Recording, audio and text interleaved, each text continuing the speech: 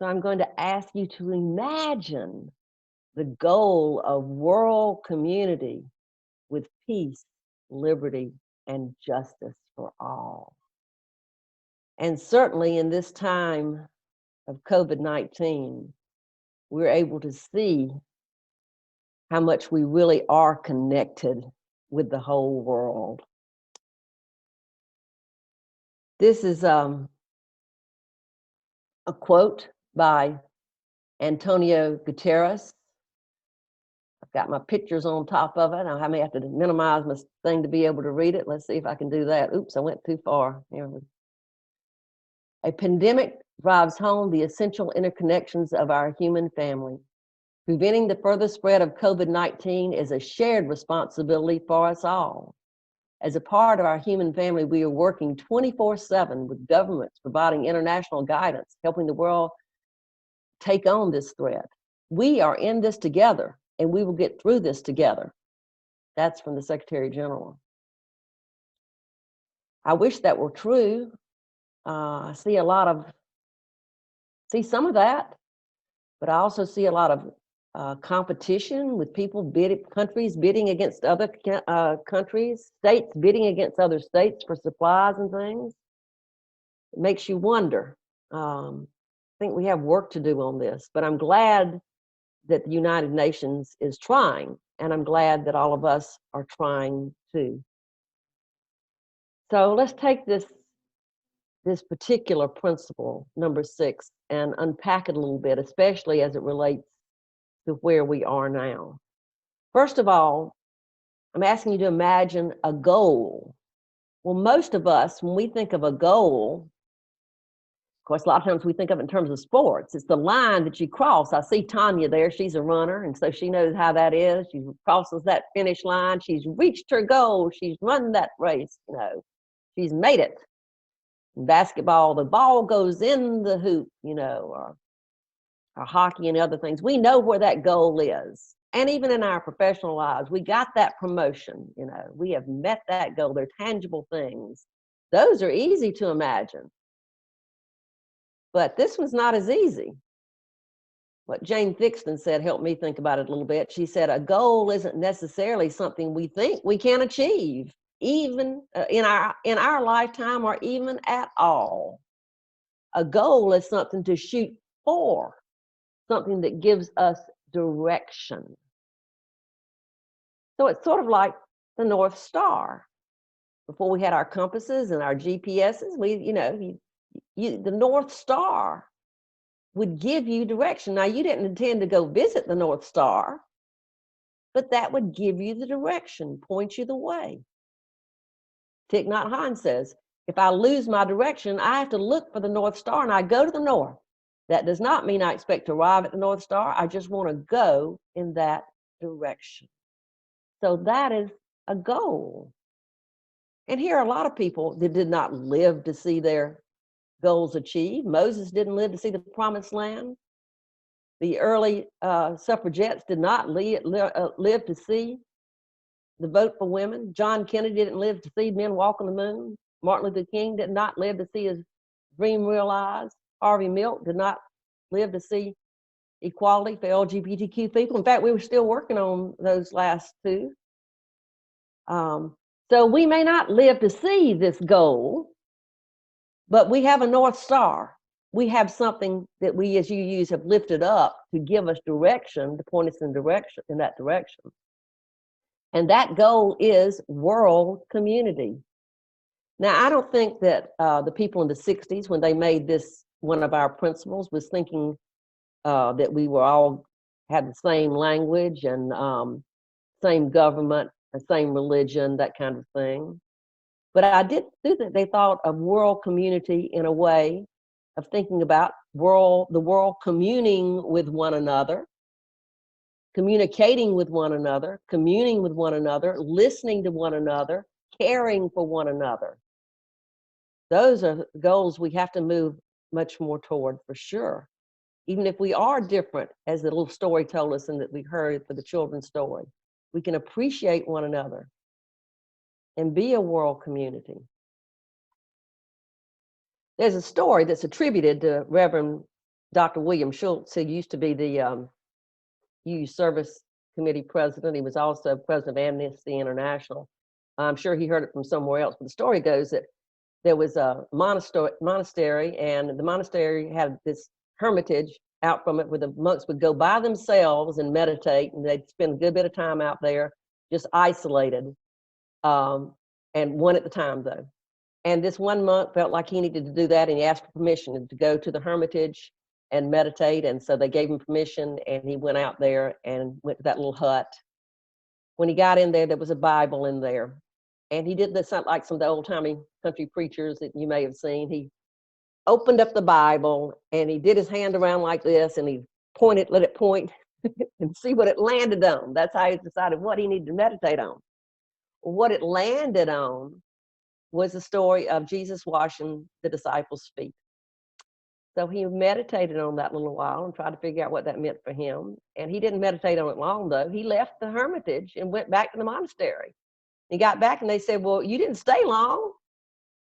And they said, he responded, well, whose feet would the hermit wash?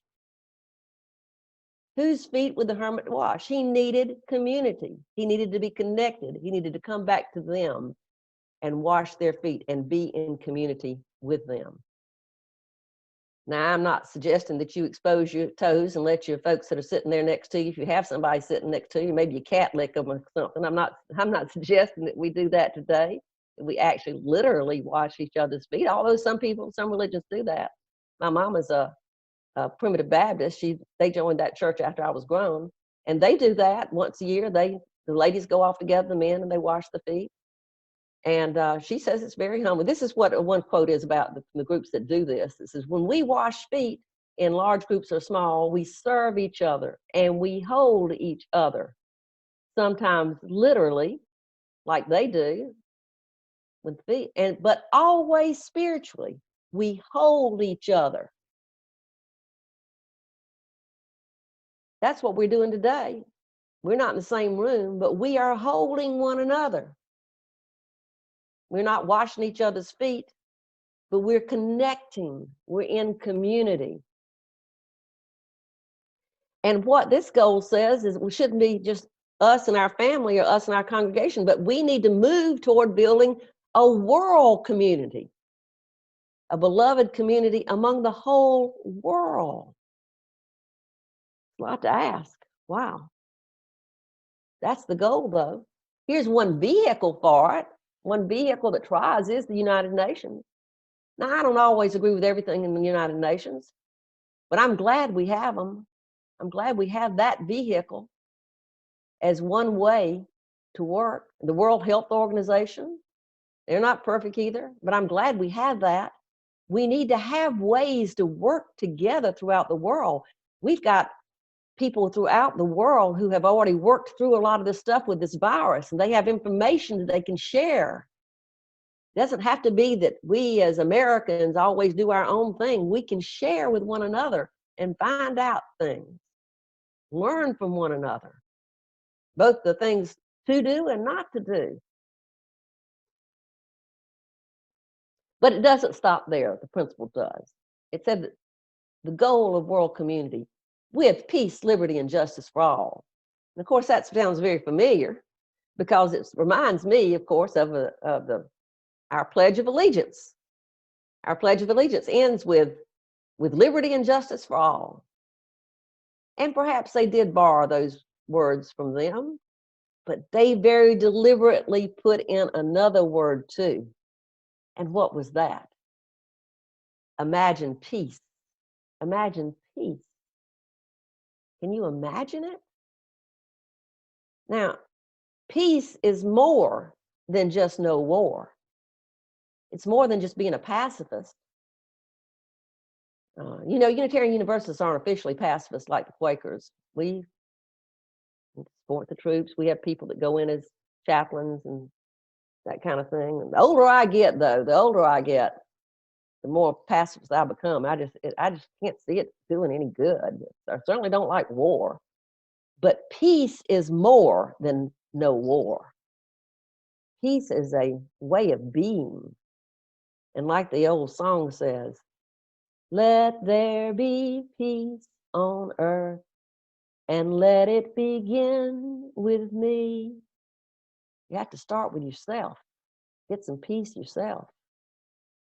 One reason, especially during this time, we need to do things like meditate or pray or go on walks or listen to some guided meditation, some way to be still in these anxious times and get some peace for ourselves. Drink that cup of herb tea or something. Get a little peace. You have a little peace for yourself, then you can go share more with your family. Then you can be peaceful as you share with others and expand it to the world. Now, second part's Imagine Liberty. And here's Lady Liberty holding up her lamp and saying, y'all, come on, we'll take you in. Well, that's what she says. Of course, hadn't been that way too much lately, and even with this COVID virus, it's not for sure. I hope that I understand that maybe we need to put more restrictions on now for a little while, people traveling. But I hope those don't become permanent. I hope we continue to encourage folks to come to our shores and to be a part of this great country. There's Lady Liberty holding up that freedom, come be free. Liberty, justice, there's Lady Justice. With those scales in balance, balancing justice. Can we have justice? You know, I got a t-shirt that I got from the Unitarian Universalist for Economic Justice. It says, the price of peace is economic justice for all. The price of peace is economic justice for all. These things go hand in hand. If we don't have economic justice, social justice, other kinds of justice in our law enforcement and criminal justice, if we can't have justice, real justice, can we have peace? Can we have liberty?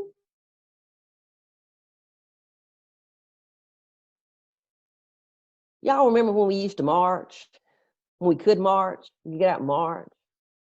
We'd march for different things, and we'd be chanting, no justice, no peace. No justice, no peace. It was really like they kind of get into a chant, and you not think, what comes first? Are we saying no peace, no justice, or no justice, no peace? Is it like the chicken and the egg? We'd be out marching right now for justice if it wasn't for this COVID-19.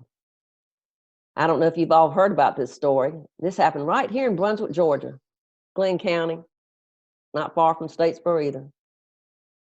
February 23rd, 25 years old.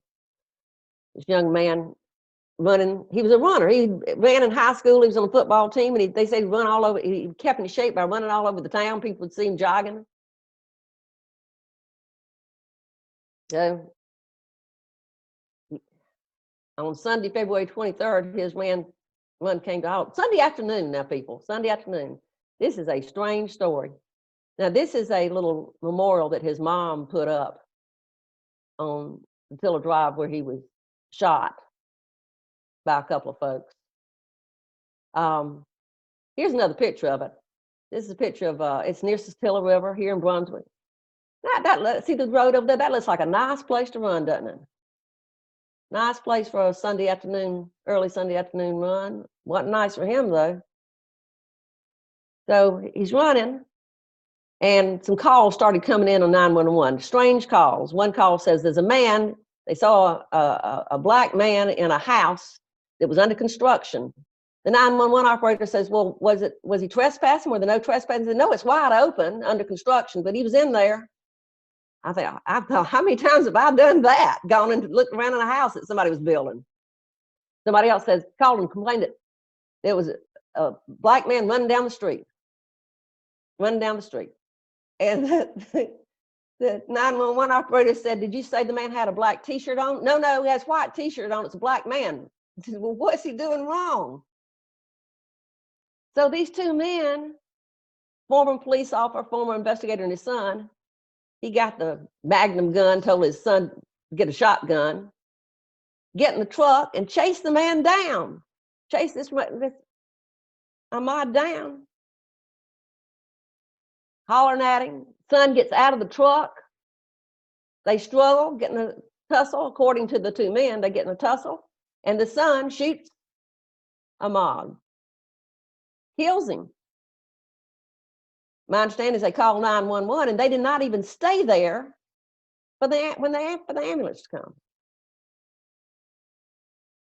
Well, this man is well connected here. He was a former police officer, and he was investigated for the district attorney. So they decided to move it to Waycross, let it be under their district attorney. Found out he was connected with those folks as well, and I'm glad they moved away from Waycross because the district attorney there, some of those remarks were unimaginable. So now it's moved to Liberty County. Liberty County. That's right in between Statesboro and Brunswick, y'all. So this is something all of us need to pay attention to. This is our backyard, okay? Liberty County. That's where it's going to be. That's who's in charge of it now. And what the NAACP is asking us to do, and I've asked Michael to share with you because you might not have time to write this down. They're asking us to contact the district attorney for Liberty County, that's where Hinesville is, and ask them, demand that Gregory and Travis McMichael be charged for the murder of Ahmaud Arbery. There were been no arrests. James Woodall, who's of course our president of NAACP, he and some other folks from Atlanta came to see the family Thursday, and they came by and visited with us for a little while at the pier. So he's going to get us more information on how we might help this family, but it's a horrific situation. And we need to do all what we can. We may not be able to march right now, but we can let our voices be heard in any way that we can. Because we sure don't, we got to start in our own backyard. We're talking about world community with peace, liberty, and justice for all. We're talking about Southeast Georgia here. And we don't need to let this be something forgotten just because this virus is going on. We need to imagine justice, and we need to work for justice. We need to work for it. Now, I like this picture that came out right after marriage equality. It's got liberty and justice there together kissing. I thought, oh, that's nice. You know, here's Lady Liberty, Lady Justice. I worked hard for marriage equality, so when I saw this poster came out, it made me smile. But it's also made me think about something, about how these things are connected. And I heard about this study is being done with mice, and we'll come to humans eventually, where they have been taking the DNA from the mice, from the two female mice, and they're able to combine it so that they can have an offspring made from the DNA of the two mice, the two moms. And I thought, maybe this is the way it is. This is what I came up with. The marriage of liberty and justice gives birth to peace. If we could get liberty and justice, we could have peace. We could have some peace. That's something to work on. Big call for us, though, isn't it? Big call. And then this last part. This principle is full of stuff. For all,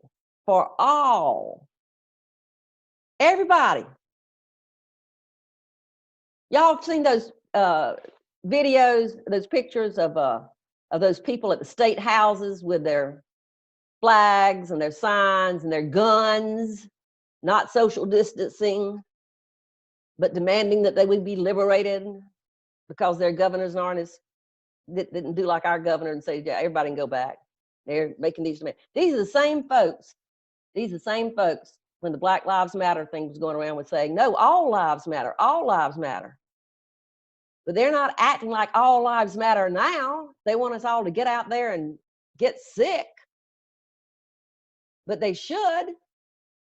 Black lives should matter. Hispanic lives should. Muslim lives should.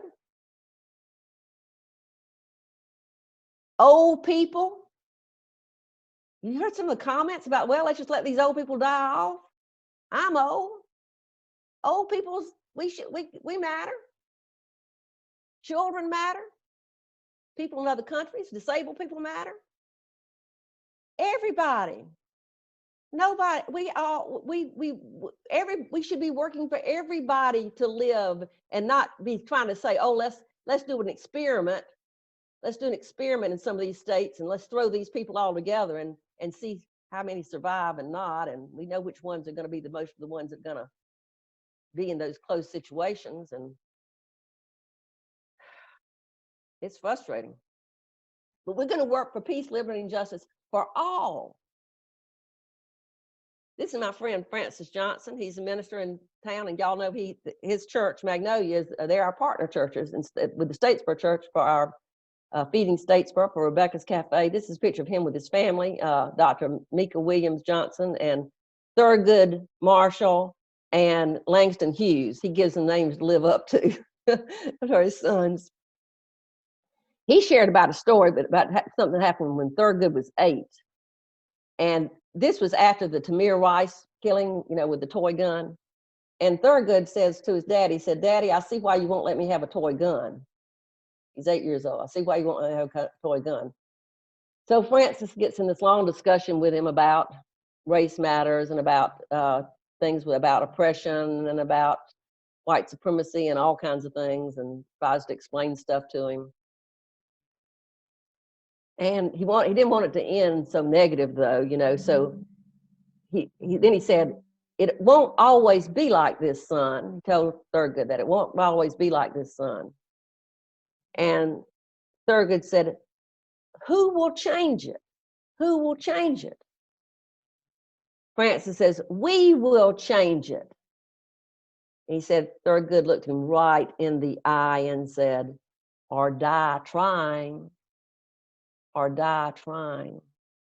That's from an 8-year-old. Are you willing to commit to the goal of world community with peace, liberty, and justice for all, or die trying? I am. Now, I don't have the same risk as Francis and his son. I'm an old white lady. And my mama's 93. I might live to be a real old white lady. But whether I die tomorrow or live to be 100, I want to die trying. I want to die trying to reach that goal. Hope you do too. Can you imagine it? You have to imagine it. You may say I'm a dreamer, but I'm not the only one. I hope someday you'll join us and the world will be as one. Namaste. Amen. Blessed be.